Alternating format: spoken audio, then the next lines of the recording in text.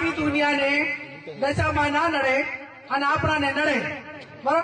એટલે આ દશામાનાથી વર્તો કરીને ઘરેથી દશા બિહારવાની પ્રથા છે એ કોઈ પણ બેન દીકરીએ દશામાના. તો ભાઈ અત્યારે આપણે આવેલા છે આપણા બનાસકાંઠા જિલ્લાના મોટા જામપુર ગામની અંદર, અને તમે જોઈ શકો છો કે અહીંયા લોકોએ દશામાની ઘણી બધી મૂર્તિઓ અહીંયા મૂકેલી છે, વિસર્જન માટે મૂકેલી છે, પરંતુ અહીંયા પાણી નથી એટલા માટે દશામાની મૂર્તિઓની કેવી હાલત થઈ છે હું તમને બતાવું. હમણાં તાજેતરની અંદર દશામાના વ્રત પૂરા થયા છે અને તમે આ દશામાની મૂર્તિઓની હાલત જોઈ શકો છો.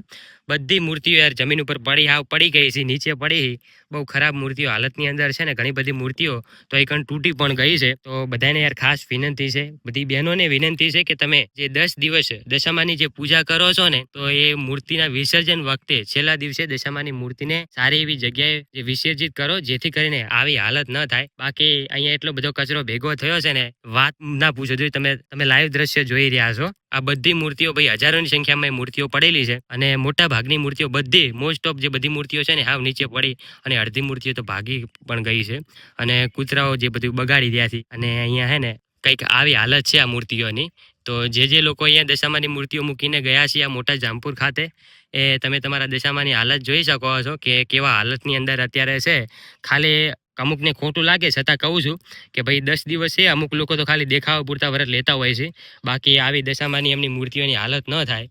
દશામાં ખાલી 10 દિવસ પૂરતા હોતા નથી. દશામાં સાચા આપણે શ્રદ્ધાથી માનીએ ને તો ભાઈ દશામાં આપણી સાથે જ હોય છે, આપણા દિલની અંદર વસેલા છે.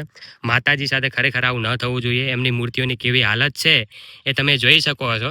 અહીંયા આના કરતાં છે ને તમે યાર માટીની મૂર્તિ લાવો, જેથી કરીને તમારા ગામનો તળાવ નાનું એવું થોડું કુંડું ભરેલું પડ્યું હોય ને, એની અંદર પણ તમે જે મૂર્તિ મૂકો ને તો સારી રીતે મૂર્તિનું વિસર્જન થઈ જાય. બાકી તમે આ ચીનાઈ માટીની મૂર્તિ લાવો છો ને તો એ મૂર્તિઓની કંઈક આવી જ હાલત થવાની છે. આ ઘણા ટાઈમ સુધી આમને આ મૂર્તિઓ પડી રહેવાની. હવે શું નક્કી કે અહીં જે પાણી આવશે, ક્યારે પાણી આવશે? ભાઈ આ વિસ્તાર પાણીવાળો, અમુક ટાઈમે જે વરસાદની સિઝન હોય ત્યારે પાણી ભરાય છે, પરંતુ વારે ઘડીએ અહીં છે ને પાણી નથી આવતું. ઘણા બધા ટાઈમથી અહીં પાણી નથી આવેલું અને જોઈ શકો છો ભાઈ મૂર્તિઓની હાલત. ઘણા બધા દૂર દૂર વિસ્તારથી લોકો અહીં દશામાની મૂર્તિઓ વિસર્જન કરવા માટે આવે છે.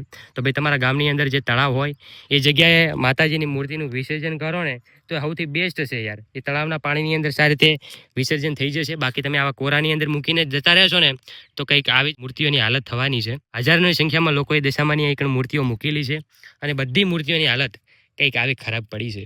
તો જે લોકો વિડીયો જોઈ રહ્યા હોય ને, જે લોકો અહીંયા દશામાની મૂર્તિઓ મૂકી હોય ને, એ જોઈ લો કે દશામાની મૂર્તિ યાર ખરેખર ખૂબ દુઃખ થઈ રહ્યું છે કે લોકો 10 દિવસ દશામાની સારી રીતે પૂજા કરે છે, એમના ઘરની અંદર આરતી ઉતારે છે અને પછી છેલ્લે જાતા કંઈક આવું કરે યાર. ખરેખર આવું ન કરવું જોઈએ. તમારું શું કહેવું છે આના વિશે યાર કોમેન્ટની અંદર જરૂરથી જણાવજો. બાકી વિડીયો બને એટલો વધુ લોકો સુધી શેર કરજો, જેથી કરીને બધાને ખ્યાલ આવે કે ભાઈ આપણા ગુજરાતની અંદર એમાંય ખાસ કરીને આપણો બનાસકાંઠો આવામાં વન વે ચાલે છે. વિડીયો બને એટલો વધુ લોકો સુધી શેર કરો અને ખાસ આપણા પેજ ઉપર પહેલી વખત આવ્યા હોય તો પેજને ફોલો કરી દેજો, જેથી કરીને તમને દરરોજ નવી અપડેટ જોવા મળતી રહેશે.